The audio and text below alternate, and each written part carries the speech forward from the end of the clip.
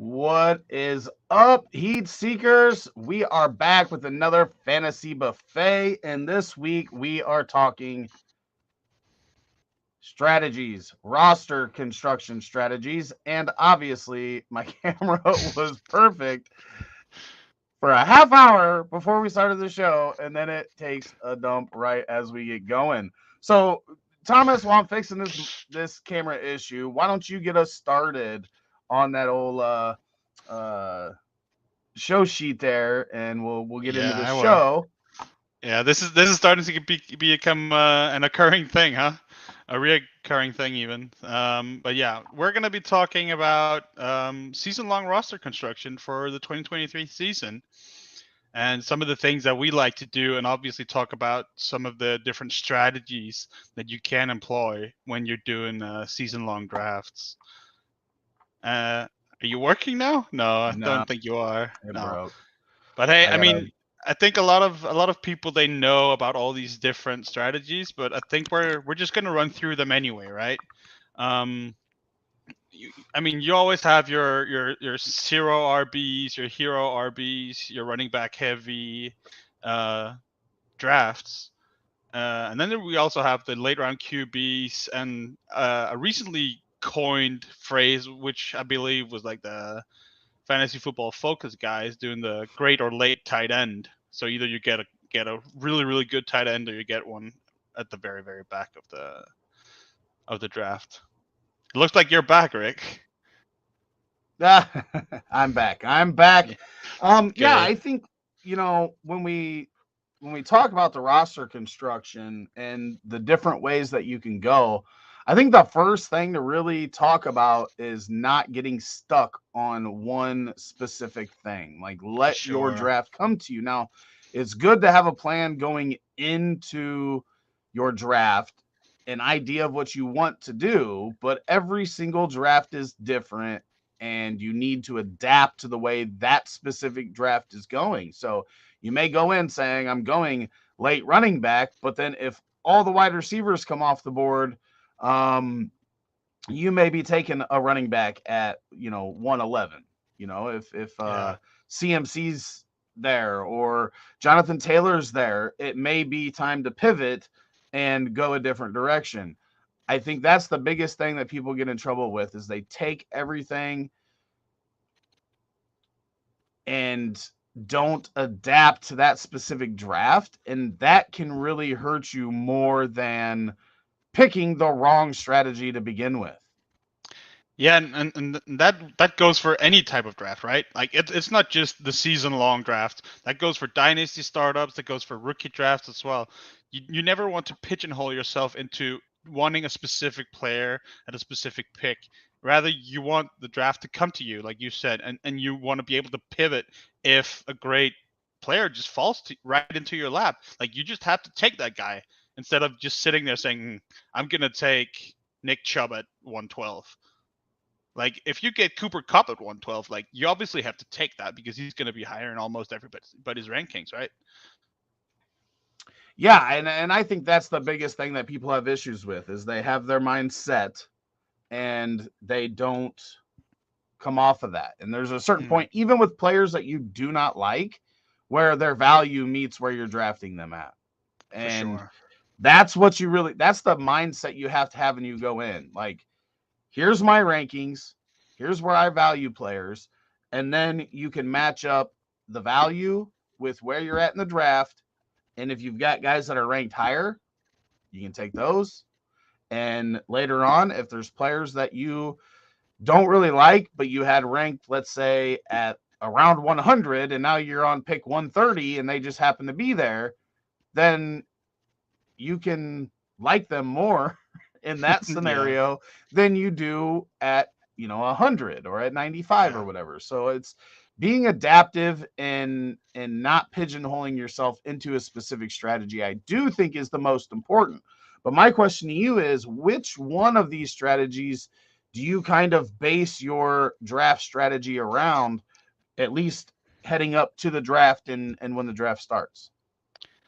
So like early on in drafts, I've always been like we just talked about. I've always been wanting to just get the best player that I can get, whether it's a running back or a wide receiver in one QB leagues or a quarterback in Superflex leagues. Like I've always just gone for whoever's higher in my rankings, and then when you get a bit later, you start to say, okay, I've filled up some of my my spots.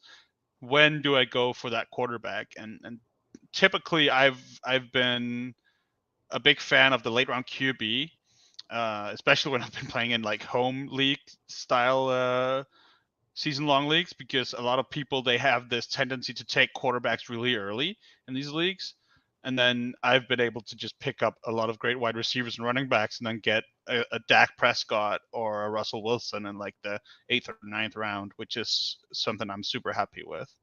And the great or late tight end as well is, like, if I can't get Kelsey or Andrews, and maybe this year it's not even Andrews because we still don't know what's going to happen with Lamar, right? So maybe this season is just like, unless you're getting Kelsey, maybe you just want to wait. But that has been my strategy for both quarterback and tight end for the longest time, is just wait. There was a stretch where every redraft I was in, like the last 3 rounds, were me just taking quarterback, tight end, maybe, and then streaming my backup quarterback, especially in season long. And if you're talking one QB, obviously it's different in super flex, but in one QB, you can get those veteran guys that put up consistent, like mid-tier numbers, right? A lot of times you're not going to get the top end. Tom Brady obviously was still going higher even at 41, 42. But, you know, the Ben Roethlisbergers towards the end of their careers, Matt Ryan, going back to Drew Brees and, you know, guys before him, Peyton Manning's, those guys were all late. They didn't have any rushing upside. All they were going to do is throw touchdowns, and they would, and as their careers went on, they dropped down that season long, but gave you the same value as most of the guys that were picked, you know, 4 to 6 and at the position in those drafts. So, you know, that's the nice part. I think it's a little bit different now because of the amount of rushing quarterbacks that we have. Like those guys, the Konami code is real, right? Like when these guys get going, it's just a really big help to your lineup, because now you have a built-in floor. If a quarterback averages 60 yards rushing per game, there's only a few of those guys, but that is that's 6 points. You're starting with passing in a 1.5 passing touchdowns in a standard, you know, quarterback scoring league. So you're getting that buffer, and then you've got the upside of the rushing touchdown that goes with that, which is 2 more points than a passing touchdown. Like, you know, people get stuck up. A lot of these guys, especially early in their careers, like Jalen Hurts in year 2, Justin Fields last year, their running is way better than their passing, and people perceive that as, this guy's not a good NFL player, and then they dock them in fantasy for some reason. Well, we know that these guys are starting. We know that they can rush. They are point getters, and that's all we care about in fantasy. We don't care if they're a good NFL quarterback, right? Like even Mitch Trubisky, when before they quit using him to run the ball, I don't know if people remember, he was leading all quarterbacks in rushing when he hurt his shoulder in 2000 and I think it was 2000 and it was either 18 or I think it was 18. And then they quit running him, and he averaged 18 fantasy points that year, but he wasn't a good NFL quarterback. So the NFL skill doesn't necessarily translate to fantasy skill, and people need to remember that. Like, separate your real life opinions of players from your fantasy opinion, because what works in the NFL may hurt a player. OJ Howard is a perfect example, right? Such a good blocker that he was used more as a lineman in his opportunities, even though he would have a big play every now and then. But he was so important blocking in line during that first contract. What happened since and how he completely disappeared from the league is something else. But TJ Hawkinson, when Detroit was bad, had to block a lot. Their line wasn't very good, before they got Penei Sewell. They needed him to block more. And those things, yes, he's a great fantasy tight end now in Minnesota where he's not inline blocking all the time, but he was very inconsistent and at times frustrating while in Detroit because of that fact. So you gotta look at both sides of that and see what you're looking at with each player. Yeah, and I think the thing is like the only reason you kind of want them to be at least a decent NFL quarterback is because that means they're going to stay on the field for multiple years, right? Whereas if they're totally dog shit at passing the ball, they're obviously not going to be the NFL quarterback for that long. But even so, like for as long as they are the starter, you can still reap the points that they're going to score you because they're going to get maybe they get 80 yards and a rushing touchdown. That's like Well, that's 14 points right there, and then you don't have to do much in the passing game to get close to 18 or 20 points. and I think that's the difference between redraft and dynasty, right? Like in redraft, I'm taking that risk all the time because even Exactly. if they do lose the job during that season, you're going to be able to go to the waiver wire and stream quarterback, Yeah. right? And that's the difference where in dynasty, like you're going to have trouble if you don't have another starting quarterback on your roster finding one. You're going to have to trade Mm. for one, right? Because there's not going to be very many starters on the waiver wire in deep dynasty leagues. Well, that's the difference in redraft where people aren't going to carry three quarterbacks, four quarterbacks, because No. they can only roster 16 players typically. So I think that's the difference. We don't have to worry about that in season long, because we're going to be able to get a replacement if they do lose the job. We just want the high upside that comes with that rushing. And now we're to the point where outside of like an incoming Anthony Richardson, like Mm-hmm. we know Justin Fields is starting the entire season. Like he's not losing his job this season. If he doesn't play well, he may lose it going into 2024. Jalen Hurts is locked in. Wherever Lamar ends up, he's locked in. Like we don't have to with the running quarterbacks right now, we don't really have to worry about it. No. And I think there's also the thing that like the top tier of quarterbacks has just started to separate themselves more. Even those that aren't necessarily the Konami code running backs, like a Patrick Mahomes quarterback, sorry.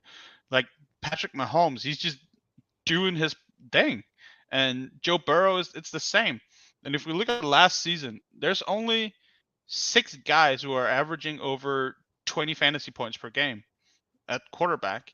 And then after that, there's like almost a 2 point drop off for the next tier. So like if you want one of those top 6 quarterbacks for your fantasy team who are going to be difference makers compared to other quarterbacks, because these 6 guys are guys that can definitely win you multiple weeks because they're just going to get like drop 35 point performances, and you definitely want that. So I think the late round quarterback strategy I won't say it's dying because it's definitely not dying, but we might have to revise it a bit and say maybe we need to start looking at quarterbacks. And obviously, I'm not saying go take Mahomes or Josh Allen in the second round of a season long. But if you're at the beginning of the third round, maybe you start looking at one of them, or at the end of the third round, you're like, Jalen Hurts is actually going to help me win weeks here. Here's my issue with that is these top quarterbacks, yes, maybe only 5 of them averaged over 20 and then the next 18. It's not sticky year to year on which quarterbacks are going to do that. That's true. And what I believe is a stickier situation is getting wide receivers that have that 40-point upside on a weekly basis, Mm, and they can win you weeks, right? And what's the difference if you draft, let's say you go quarterback in the third round and make up that wide receiver later? Is the difference going to be bigger from one of those quarterbacks to a quarterback that you get later, or the difference between that wide receiver you get in the third round and the wide receiver that you get later? Now, in the past, it used to be a huge difference, right? yeah. Wide receiver, there was a huge gap between your replacement wide receiver and the one you were getting in the third. Now, because Yeah. wide receiver is getting lengthened out and deeper, that gap has shrunk a little bit. Mm. But it's not just where you get the quarterback and what their value is over the average quarterback in your league. It's also what are you trading off to get that consistency at quarterback via wide receiver? Because Mm. you know how it is. Wide receiver just in nature is a much less consistent position. Yeah. Outside of the Michael Thomas 2020 or 2019, whichever year it was, forever 19. ago now. The Cooper Cup 2021, 1.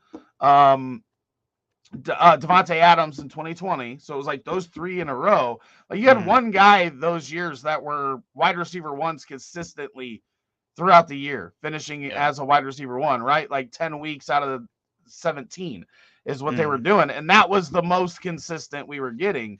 Whereas at quarterback, like your guys that average 18 are going to be like 16 to 22 the majority of their weeks, right? They're real That's true. consistent and they're staying there. I want that consistency at positions that don't have it because I can get that consistency at quarterback, even if it is less points, it's more consistent.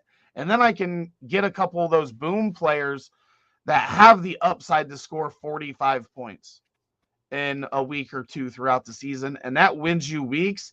That's kind of my mentality when I'm going through where am I going to take the quarterback? And it's the same thing with tight end. Obviously, Travis Kelce is awesome.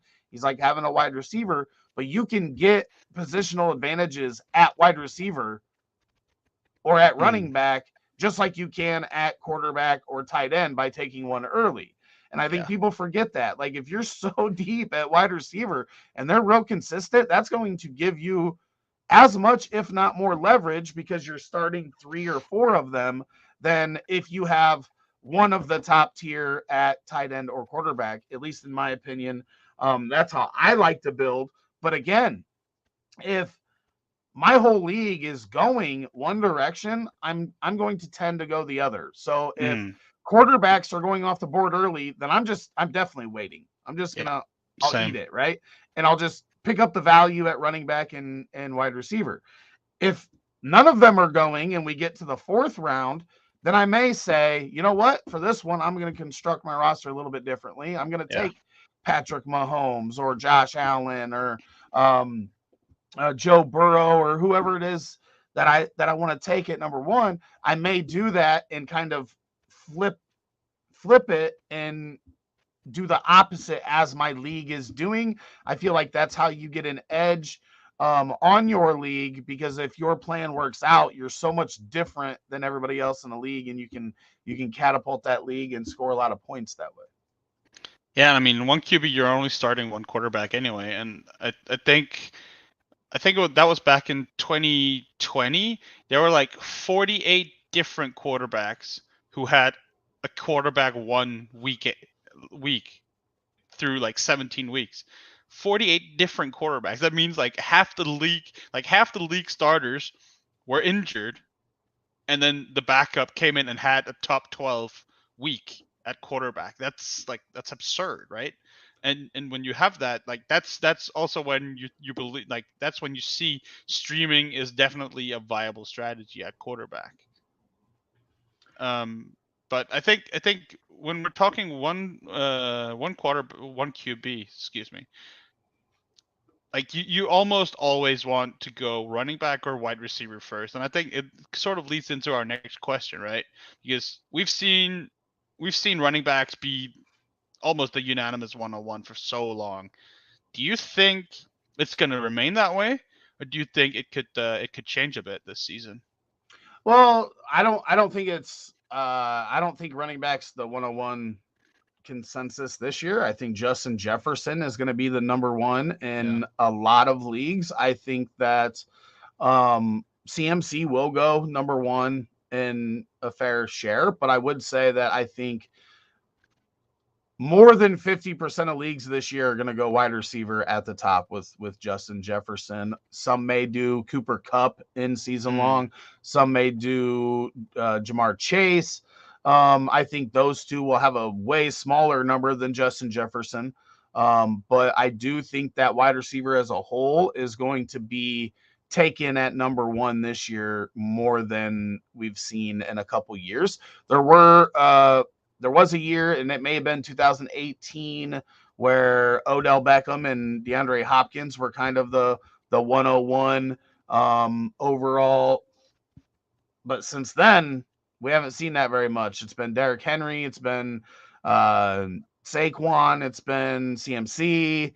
It has not been wide receiver of late, but I do think that 2023 is going to change that a little bit. Yeah, and I think that's super interesting, right? Because like running back, we always want running back, but the NFL just continues to devalue the running back position, and I think we sort of have to do the same in fantasy. I'm not saying like don't take running backs at all, because they obviously score a crazy amount of points on seasons, but when you take that wide receiver, you're not only like Justin Jefferson was just 4 points worse than Eckler last season in full point PPR, 4 points, and Jefferson was terrible in the last 2 weeks of the season. So you could easily have been the best non-quarterback last season. And then when you factor in that running backs just get injured so often, like you take that wide receiver, you're not gonna end, or like you obviously might have a Cooper Kupp situation last season where he gets injured, but the injury risk is just so much lower with the wide receiver position overall than it is with the running back. So I think you're sort of insulating your roster more when you take that wide receiver in the first round, especially with the 101, because you're just not gonna have that same injury risk factor there. Yeah, and that's what you want to do in the early rounds of your draft is eliminate as much risk as possible. Because Exactly. when you lose that first round pick, it's real hard to make up for it. Now, I will say that the NFL, with the way it's changed, where we don't have very many three down backs, we only have a handful of guys that get the far majority of the work on their teams. I feel like it is easier to replace that running back when they go down because Mm. there's more options just at the position because more are getting opportunity. And while we're on that conversation, I want to know because a big thing for me, and this is a thing that I'm very adamant about, but how do you feel about, the handcuff running back in your drafts in redrafts specifically where you only have the 16, typically the 16 roster spots? Yeah, so handcuffing is it's obviously when you get the backup from a starting running back. So you get like your Khalil Herberts, or your like previously your Tony Pollard or your Alexander Madison, and then you just sort of stash them on your bench until they gain some value. And for me, like a lot of people, they will go out and then when they handcuff, they just take the backup to whatever running back they have on their roster. So in previous seasons, we've seen people have like I have Zeke on my roster, and then people will go out and draft Tony Pollard as well because they have that installation. But I think that's the wrong way to go about it, because if Zeke goes down, you're basically just replacing him with Tony Pollard, and then like you're not gaining any more points that way. What I think you want to do is you want to go out and grab the handcuffs of running backs that are on other teams in your league. So if someone else has Dalvin Cook and you go out and you have Alexander Madison, then if Cook goes down, you just want another starter. Like you just have another starter on your bench, and then you can either start to flip that per player for better assets, or you can pluck him in your lineup because he's going to score points. And we've seen with these handcuff running backs that they score almost the same in some circumstances that the starter would. Like when David Montgomery went out, Khalil Herbert would be a perfect replacement, if not even better in some instances. Yeah, so first off, I should have answered first so that you didn't take my entire strategy. But I do want to I do want to say that I think it is different when we're talking, Tony Pollard and Zeke. I Yeah, think, yeah, for sure. Tony Pollard had standalone value. You could start him and Zeke. Mm. Um, Madison's a really good one because he didn't get any action unless Dalvin was missing time or Yeah. very little action. But I agree 100%. Like every time you take a player that is uh, um, only valuable if the starter goes down in front of them, you are basically taking a roster spot away from you. Mm. Because if your guy goes down, then all you're doing is replacing him with that one guy, and you're still at the same amount of playable players. Whereas if you get one on another team, he may not be playable for the first 6 weeks, but if he goes down, like you said, you get that extra player that now you have the option to gain value in many different ways, whether it is using him in your lineup or trading him to the person. Like if it's Madison, if the Cook owner says, "Hey, I need a running back," make a deal. You can get value from that player in many different ways. Whereas if it's Yeah. just you have Cook and Madison, the only way that Madison is worth anything is if Dalvin Cook goes down, and now your 16 players goes to 15 because Cook's on your IR, and you're in the same. Well, you're in a worse spot because he's probably not going to score as many. Most of the guys don't. Mm. Every once in a while, you'll get the backup that outscores the starter or scores right with them. But most of the time, they're just not as good as player. That's why they don't get on the Yeah. field unless that person's hurt. Mm. So that's also the way that I go about it. I just don't handcuff my guys. It can be painful if none of the guys that you do grab late end up getting starting time and you lose a running back or two. Mm. But like I'm either going for all of it or none of it. Like I'm not likely to win my league if I just replace Cook with Madison. No, I think if you want to handcuff your own running back, it's something you look at doing maybe when we start getting close to the fantasy playoffs, right? So it's like if you have and maybe someone else already scooped that player up, but if your handcuff is sitting out there, and I think like one of the perfect um examples is Jeremy Hill. I think it was back in maybe 15 or 16, and I can't even honestly remember who the starter was for the Bengals. But like mid-season, like the starter went out with an injury. Jeremy Hill just took over, and he was just a complete stud for the back half of the season. So like if you could have grabbed him early, then he could basically have been a league winner, right? So like those guys are the ones that you want to look at, and then when the fantasy playoff starts to roll around, you look at insulating your roster because if you have a running back on a great offense, you still want to have the backup that you can plug in your lineup because you don't want to lose out on valuable starters. I do want to say to this too that I'm not forcing handcuffs, No, but if me I'm either. if I'm in the draft and nobody else takes Madison and I have Dalvin Cook and it's round 16, then I may still take him. I'm Yeah, just for not going sure. to overdraft because that's what a lot of people do is they lose value not only because they are giving that roster spot to somebody that isn't going to play unless an injury happens, but they're also overdrafting that person to protect themselves. So they're taking them a round or two early instead of getting the value for with the people that should be taken in that spot. You're hurting yourself in two ways. So what is next on our list there, Thomas? I mean, I think what we do in the late rounds generally, because like right now we've been talking about handcuffs, but as you just said, we're not necessarily forcing handcuffs late.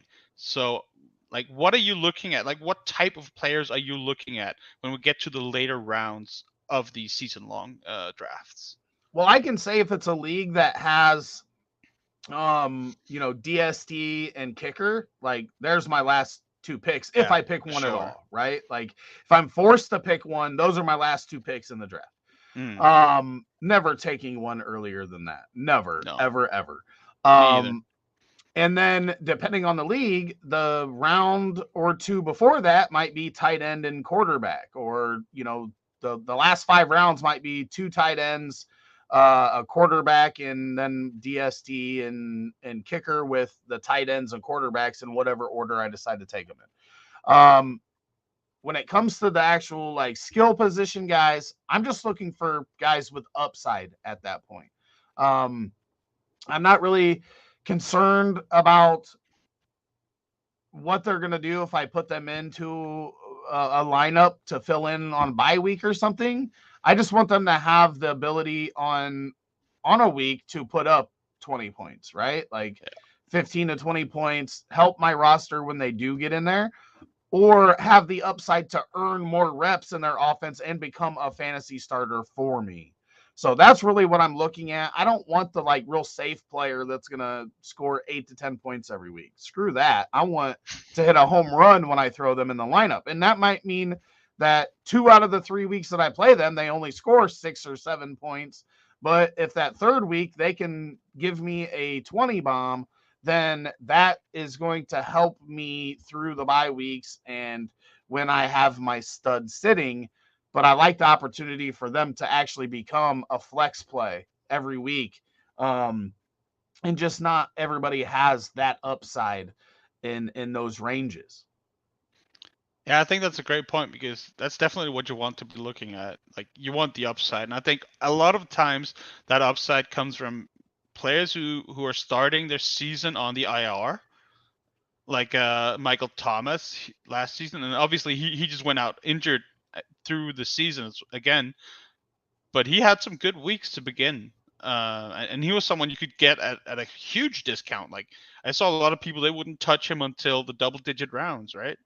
And then there's obviously the rookies. Like we don't really know what rookies are going to look like when they enter the NFL because they've never taken a snap before. But sometimes you just have these rookies that just end up being great whenever they then get the possibility. Like Odell Beckham Jr. Like he was like I remember grabbing him on the waiver wire that year and in like week 5, and he was just sitting on my bench for a couple of weeks, and then he came in and just exploded. And the same about Jeremy Hill that I talked about earlier. So these are some of the guys that when they're rookies, and as you said, have the opportunity to win. Well, opportunity in the starting lineup. That's really what you want to target. Yeah, last year, I don't think many people saw the Jahan Dotson touchdown outburst coming True. super early in his career. But if you took Yeah. him late in, fantasy draft, he was a huge benefit to your roster for especially the first half of the season. It kind of fell off the second half of the season, but you're not gonna get like we talked about earlier, like NFL wide receivers especially just aren't very consistent.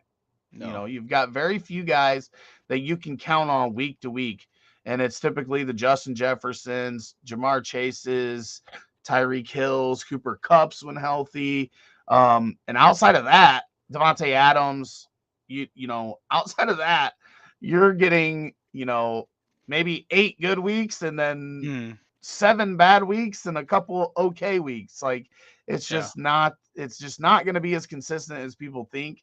There's always been the Amari Cooper super inconsistent. He was I was on that average, train for a long time. but he was like league average during that time. Yeah. He just didn't have the Cooper Kupp freaking wide receiver 15 out of 17 weeks or whatever. Like that's just not happening very often, and you're rarely ever going to see multiple guys do that in a season. It was just Michael Thomas, and then it was just Devontae Adams, and then it was just Cooper Kupp, and then you've got guys like Tyreek Hill who haven't been that consistent, but they'll put up more 40-point weeks and more 30-point weeks, and their floor is still 6-7 points on the norm. So it's like there's definitely a different taste in regards to those, but yeah, it's just crazy that people are always like, well, they're not very consistent. Well, I mean, that's just the nature of the position in the NFL. Yeah. Now, speaking of Cooper Kupp, we just saw him get injured last season. Are you comfortable picking him up early on in a season long this season? I would be. I mean, Stafford's going to be back. We know Stafford only looks at Cooper Kupp when he's on the field. And injuries happen. And the thing I like about Cooper Kupp is that he's not winning with speed, right? He's not just outmaneuvering you with quick movement. I mean, got quick movements, but with just the foot speed, right? Yeah. He's He's using not his outrunning brain, people. right? He's using his brain. He's just getting separation on his route running and how crisp he is, and the smart moves that he makes. I'm not concerned with his age, especially in redraft, because this guy just gets open, and he doesn't get open with the thing that leaves people when they get close to their 30s with speed, right? Mm-mm. Now, obviously, him slowing down is going to make it a little bit harder on him, but the cerebral players can really make stuff work even when they do get older and slow down a bit. Think of the Larry Fitzgeralds that played till he was 36 and was, you know, really pretty good through like Mm. 34, 35. That's what I think we could see out of Cooper Kupp, because Larry Fitzgerald was never fast. No. He was so Larry. good route running, catching, like he didn't drop High passes. pointing. I think he had he had more tackles than he had drops in his career, which is funny. That's Um, insane. but but that's what we get out of Cooper Kupp, and he could easily be the number one wide receiver again in Yeah. 2023 because of that connection with Stafford. If Stafford comes back and they're both healthy, it's just going to be Pepper, Cooper Kupp. Allen Robinson already wants out of LA, wants traded because he Yeah. knows he ain't gonna get none of the love. So yeah, I'm not worried with taking him. There's risk in every player. It's football.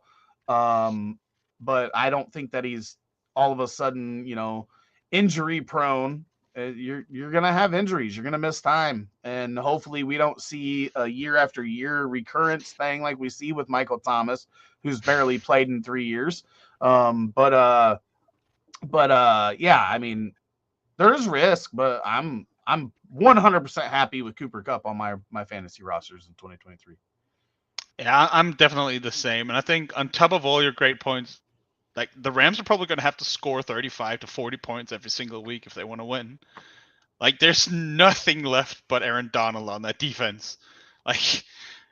Like everyone's going to put up Yep. a ton of points on the Rams, so they're just going to have to throw the ball to Cooper Kupp like 20 times every game, and he's just going to catch them and score touchdowns because that's what he does. Like I think he averaged last season. He averaged 24.8 points per game through the first 9 weeks before he got injured in week 10. It's like if you can guarantee, man, that's the floor, right? Like that's the floor you're getting from a guy like Cooper Kupp, and he's going to put up those 40-point weeks for you as well. So, but like we like Cooper Kupp, but how like now we've been talking about like Jefferson is probably the 101. Who do you have at the 102 then? I would probably have Jefferson, Chase, and Kupp as my top three. And I Wide could make receivers, right? arguments. Well, just in drafts, period. Like those Okay. are probably the first three players that I would pick if I was Mm, in the top three of a redraft. Like I said, I do like insulating myself and eliminating or not eliminating, because we're never eliminating injuries in the NFL, but mitigating that mm, injury risk a little bit by going wide receiver when I'm at the top. That's such a valuable pick. I think either of those three guys could end up being the wide receiver one on the year. Uh, I would say that if I had the pick 10 times, I'd probably go Jefferson 5, Chase 3, and Kupp twice, right? And get a little bit of each of them, and see how mm, it goes. Um but yeah, I CMC, there's a ton of injury risk with. yeah. He was healthy last year, but he's getting up there in age. We've already seen 2 straight years, the previous 2 years, where he was, injured. Jonathan Taylor last year gives you a little question mark on health, and uh, you know, now they have a new coach. Like, how's that all going to work? Mm, Um, it's just the running back. There's more questions at the top than there has been, and when eliminating as much risk as possible, I look at those three wide receivers and say, any of those guys could score the most points in fantasy. I think you could probably put Tyreek Hill in that category, Yeah. close up there. Now you're probably not gonna, just because you're losing a lot of value. I think, if if it's a league where you can trade back, you can do that and get Mm. some more assets. Um, but yeah, those are the three guys that I really think I would spend the capital on at number one. Yeah, and I think like whatever whatever like your top three is, like if it whoever's first, like Jefferson's probably first for a lot of people, most people, and then whoever's second of Kupp and Chase, I think doesn't really matter that much. It's just that they're probably going to be close. So I like that. And again, like going back to the whole like you normally you don't like the first round pick doesn't win you your league. Like you generally win your league in the mid rounds by picking the best players in the mid rounds, but you can definitely lose in the first round. And that goes Yep. back to like eliminating the risk as much as possible. And I think that's why we should see the wide receivers come off the top this season. Yeah, Talking oh, go ahead. Sorry. Okay. I was just thinking, like, now we've talked about sort of our top three wide receivers. What about running backs? Because, like, personally, I still have CMC. Like, even though there's risk, I still have CMC at one, and then I have Eckler second, and I'm just like, I'm so scared of Eckler, like, because first of all, he wants out of the Chargers, right? At least that's what we've heard, and then he's been a touchdown monster for 2 seasons straight. I think he had like 16 in 2021, and then he had 18 last season. Like how long do we actually think that he can sustain that? Well, I think that he can sustain it for a couple more years, especially with the receptions being the big part of his game. Like, he can lose 100 carries, get the same work through the air, and still be an RB1, right? Yeah, Like, yeah, he's still I gonna think be an he had RB1 for around sure. 200 carries last year, but that's not Mm. his bread and butter, right? He had over 100 receptions Yeah, I and think he then had 18 104. touchdowns.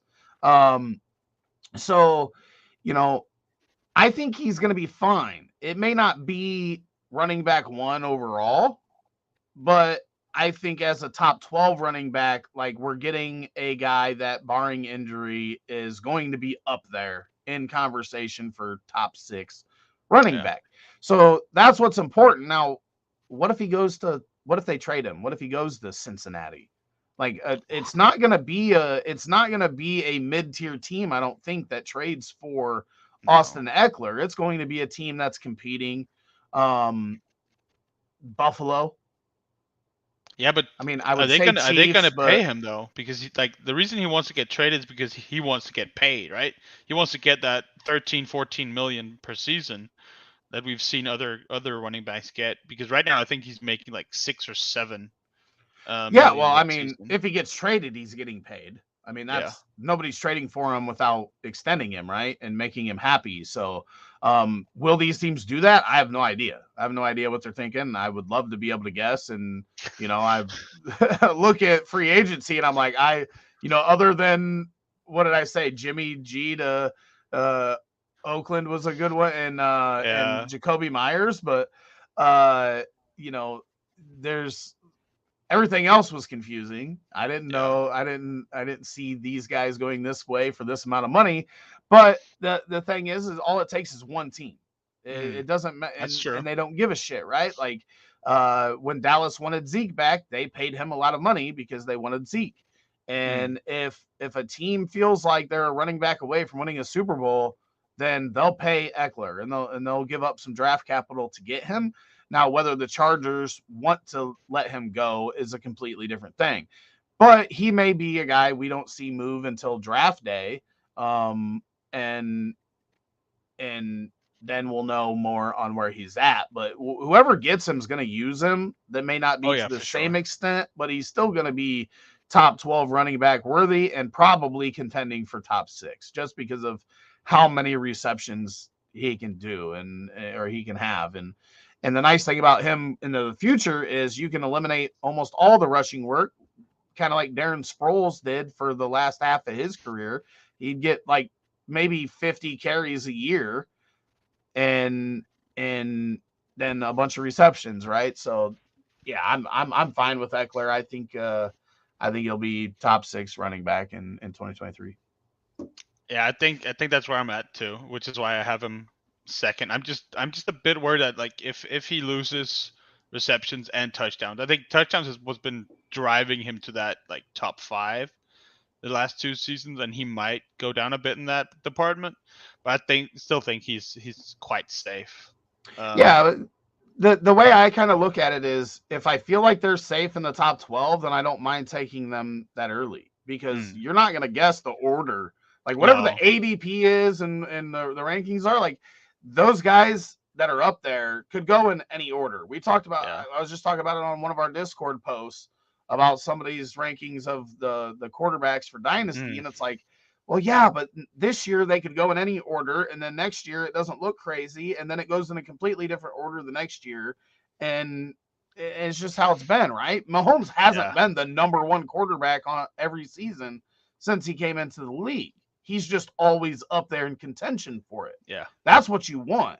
You know, Peyton Manning wasn't the QB1 every year. Drew Brees wasn't the QB1 every year. Tom Brady was rarely the QB1, mm, but it's like it's every position you're going to have the shakeup. It's not going to be consistently the same guys at the top, and they could move around. So I just want to eliminate the risk, and I feel like he obviously all the running backs have injury risk, but with his pass catching, similar to CMC, he's safe. He's a safe yeah, running back in the first round, whereas somebody like Derrick Henry or Nick Chubb or even Bijan coming in, like we have no idea how he's going to be used. He may only mm, have 18 receptions in his rookie year. And then it makes him a lot harder to compete as a top 12 running back because he's not getting those receptions. So there's risk in all of them. I'm just looking to eliminate as much of that. And pass catching, similar to quarterbacks that run, is a floor builder for your running back. And that's very yeah, important to me. yeah. I think that makes a lot of sense. Who would you have 3? Do you have like Barkley third? Because again, Barkley's of the passing work Well, upside. I just think Barkley's the most talented back in the league, whether you're talking Mm, running or catching the ball. Right now, yeah, again, it's usage, it's the way they're used and everything like that. But I think if you took every running back, CMC is the only one that compares to Saquon in the passing game, and mm, and maybe Eckler, but um, his skill is just crazy. And yeah, then when it comes to running the ball, like I don't think there's a better pure runner. I mean, you could argue Derrick Henry, but he's more like a lot of that size too with Henry, right? Like he's yeah. an And he upright wears he runner. wears opposing defenses down. Like Right. Barkley doesn't do that. He just runs Barkley can do past them. everything. He Yeah. can run through you if he needs to, Mm, but he's got the skill to uh eliminate some of those hits and make you miss that you don't see as much from Henry. Like Henry will. He'll stiff arm you and throw you yeah. and he'll just run you over. But Steal your I just soul is what he'll do. Saquon's big thing is now can they take another step in this offense and can they utilize him more in the passing game like they did like his rookie year?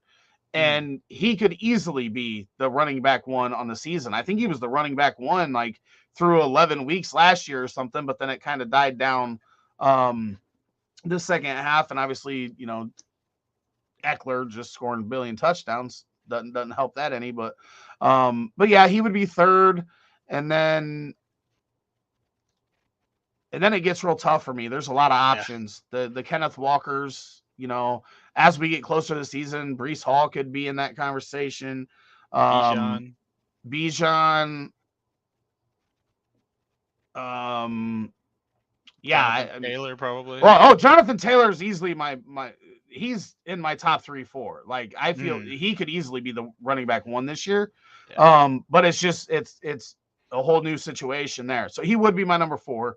Mm, I spaced him, and then there's a gap between yeah. those top 4 and then everybody else in the league. And Yeah. then I'm considering those are guys that I would consider in the top 5 picks of the draft. And then the other guys that I mentioned are guys that, the 1-2 turn where I could see looking at them like if I'm pick 10 and then, coming back around to what 15 or whatever, to 14, whatever it is, Mm. then I could look at some of those other guys. Yeah, now we've talked about like basically who's our like our top 7 is, because I believe like we also had Tyreek Hill in there, so maybe like those are the 4 wide receivers we prefer and the 4 running backs that we prefer. So maybe that segues into what we could talk about next is where do you prefer, like what draft spot do you prefer to draft from in redraft leagues? I love being at the 1-2 turn. If I have pick 11, pick 12, and I can get Mm. 2 of those top 15 players right there, I really like that part of the draft. But really, you can draft well from anywhere. And I think a lot of people Oh get yeah. hung up on this and they get, they end up at pick 5 and 6, which is perceived as like the worst spots to be in. If you draft well, it ain't gonna matter where you're at. Just Yeah. prepare. It is nice to Agreed. know with leagues, especially redraft leagues, if you can get that draft order out faster so you can prep for that specific spot. Mm. I do think that is nice. Now, if you want to make it more challenging, then you do it literally right as the draft starting. You do your randomizing the list, and that makes it a little more a little less prep time, and you get to you could get an edge on your league by being more prepared for the multiple spots than some of your other league mates maybe. Yeah, I think personally, as I think I want to be at either ends of the turn. Like either I'd want the back end like you, where I could get 2 of those top 15, or I just want like the 101 or the 102, because like you're always gonna get the best of those players at the beginning of the draft. And I kind of like I have this tendency, I try sometimes like to start runs as well. Like you always want to be the one starting the runs. You never want to be one of the guys who are jumping on a wide receiver run or a running back run, or maybe even like a quarterback or tight end run, which would be even worse than going on their RB run. So I like having those 2 picks right next to each other, or maybe just 4 picks apart, and then you can go like double up on a specific position, and then everyone else is going to be like, oh damn, we need to get those players now. Yeah, and that's the whole thing I was talking about earlier, zigging where they zag, right? Like Mm, doing the opposite of your league. If you're doing the opposite of your league, that's how you start those yeah. runs on positional players, right? And I agree with you. Especially I love doing that in redraft leagues because it Mm, throws everybody off. Like when you yeah. when you come around to the turn and you take your third and fourth wide receiver and people are like, "Oh shit, like we're running Hmm. out of wide receivers here," and then they go on a run, that leaves you running back value to get Yeah. in the next 2 rounds. And then you go Exactly. back to back running back, and you can keep starting these mini runs Yeah. throughout the draft where you're the one getting the value and everybody else is like trying to get your scraps that you leave behind. That's the way that I like to go as well. Now it doesn't always work out that way. Sometimes they're just like, fuck your run. I'm doing what I want to do. Yeah. And And that's how people they should keep act. doing it. That's how Right. people should be acting. Like they shouldn't care. They should just be like, "Oh well, this guy's still the highest on my board. I'm just gonna take that guy," instead of panicking and saying, "Oh, I need to fill out my running back." And I think that goes back to like a lot of people have this tendency to look when they look at their roster, they look at the spots that they've filled out, right? And a lot of people feel like they need to fill out all the starting positions first, and then start to take their bench players. And that's the wrong way to do it, if you ask me, because you definitely want, like, you just want to fill up on those running backs and wide receivers a lot of the time, so, and maybe even go 2 or 3 players deep on your bench that you can always put in your flex, and then you go for the lesser positions. Yeah, yeah. I mean, like I said, I'm not taking there's 4 positions I'm not taking till the last 4 rounds of drafts Mm. in If at most of my all, like drafts. if you're even If yeah, taking. if I'm even forced to. If I'm not Yeah. forced to take a kicker or DST, I have zero problems drafting and then waiting to pick somebody up off the waivers. You might Yeah. be waiting to see where a guy's going to fall on a depth chart because, Mm. cuts and stuff aren't out yet. So I may take a shot on a guy in the 15th, 16th round that could end up being, third on the depth chart to start the season with the Yeah. opportunity to move up the depth chart for whatever reason. I mean, think of like a Osborne last year in Mm, Minnesota, right? Like he eventually, as the year went on, kind of moved ahead of Adam Thielen in the target department, and it paid off big time. And now, right now, as it sits, he's the number 2 receiver in Minnesota. Now, obviously, having him last year doesn't help this year unless you're in Dynasty, but kind of seeing those trends lets you know like what guys to kind of target late in the draft where you can get them and potentially have them as starters going forward. So, as we wrap up here, as always, we've got our prize pick of the day for season long prize picks early on in this season. If you like the idea of prize picks and you want to play, if you sign up using code HEAT, you can get a deposit match up to $100 and you help the channel. We appreciate it. But Tyreek Hill, his line is at 1,299.5 receiving yards for the 2023 season. Last year, he had 170 targets, 119 receptions, 1,710 yards, 8 total touchdowns, 14.4 yards per catch, and a 70% catch rate. I don't know if you remember that article I wrote after the trade last year where I said Tua is not going to kill Tyreek's value. oh Everybody was yeah. worried about it. A lot of high leverage, high convertible, short passes with yards Mm, after the catch. That's what Tyreek lives off of. Obviously, you can hit him on the bomb every now and then, but this stat sheet was also with Skylar Thompson in there for multiple games. yeah. Tua out for a good number of the season. If Tua's healthy, this is easy over for me. What do you think? It's an easy over for me as well. Like we talked about it, but like he had 1,710 yards. Like was last season like the most quiet 1,700 yard season we've seen from a receiver in a long time? Because like when I was telling you the yards, you're like, wait, what? Really? Did he have I that didn't much? realize it was 1,700. I thought it was like 1,550 Yeah, or same. 1,500 or And something. it's like you just look at it and you're like, wow, he actually had that much. And I think even with Tua being like prone to missing games, especially because of the concussion stuff, now they have Mike White there as the backup. And we've seen him sling it, like complete He'll gunslinger sling it. mentality. Yeah. So I'm not worried at all. Like even if Tua is gonna miss time, it's like give me the over. Even if Mike White starts basically the entire season, like I'm not worried. So it's an easy over for me. And we are both going over. We've got a couple things here in the chat. First of all, going back to, and I hope I say this right, Choa Vu? I don't know. Definitely didn't say it right. No disrespect. Says Eckler is now in Melvin Gordon's position that he was in 4 years ago. I personally think it's a little bit different because Eckler has more leverage because of longevity. I think with the way he catches passes, he's going to be able to be relevant for a couple more years than Melvin Gordon had. Melvin Yeah, Gordon was and running the ball 325, 350 times. Goal line, obviously Eckler's been goal line too, but took a lot more hits as a runner. I think Eckler's got a little bit more leverage because of his pass catching ability.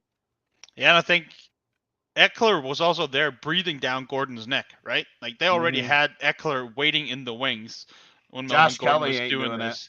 Josh Kelly or Isaiah Spiller is unlikely to be doing that. So I'm still comfortable with Eckler, and I don't think we're gonna see him trail off that bad like Gordon did. Jazz, the legend, been here since I think our first stream, says so early for this heat. Yeah, I had Jazz. Thomas is over in Denmark, so he wanted to get on a stream and said we need to do one like around noon your guys' Yeah, time. So we it's started that 7 up. here right now, so I'm getting ready for some dinner very soon. Roto Heat Sully in the house. That line is 77 a game. I like the over quite a bit. Yeah, I love the over here. I love the Yeah. over. And then Josh says that I missed news on Boutte. Was seeing him late first, early second. Now bumped down a round from there. Well, he didn't perform at the LSU Pro Day. He didn't do anything. Like he didn't even show up. Well, that's what I mean. He didn't perform. Yeah, I guess like not performing could be that he was just crap. Yeah, too, he did not. Yeah, he did not perform at all. Like nada, yeah, zero, nothing. exactly. Yeah, it just this offseason has not been his friend, I would say, so far. No. Like it's not been good to him. He's a guy I hope that he drops to the 3rd round in rookie drafts, because I will take a shot on him every 3rd round, just because the skill and the pedigree is there. I'll take shots on him, but right now, as a guy that at one point was my number 3 wide receiver in this class, it's not good. It's not good for Mr. Boutte right now. I mean, he didn't have a good combine. Like we saw, like his vertical was 2nd percentile. That's bad. That's really bad. Yeah. And he was like 23rd percentile in his vertical or his broad jump as well. So like he didn't look athletic at all, and that's basically what we've expected from these LSU wide receivers we've seen. Like a lot of them are just these athletic freaks, like Justin Jefferson, Jamar Chase, OBJ. Like they've all been these super athletic guys who are great route runners too. On top of that, and right now we just don't know where we have Boutte. So I think that's why we're seeing him fall. I agree. And on that note, we are going to end today's show. We appreciate everybody for coming out. If you haven't, hit that like button, subscribe. If you want to sign up for Prize Picks, you can use, code HEAT to get up to $100 deposit match, some free money. I love Prize Picks. Unfortunately, I do this during the season. I drive to Michigan to get mine in. About a 45-minute drive to put mine in. I love it. But they've got basketball, they've got baseball, they've got other sports and esports and all kinds of stuff on there. Again, code is HEAT, or you can go to rotoheat.com/prizepicks, and it helps out the channel. We appreciate you. We'll be back next Thursday. What is our topic next Thursday? Next Thursday, dynasty trades to make happen today. Let's get after it. Or next Thursday. But yes, as Sully says, another great one. We appreciate you, Sully. And happy opening day, MLB, baby. When Thomas and I talked about baseball, he doesn't know anything, so you were good to just direct that to me. No, I don't. But that is going to be it. Any last words there, Thomas? No, it's always great to be here, and I can't wait until next week. We're going to be talking about some Dynasty. So take care, everyone, and we'll see you next week. Later.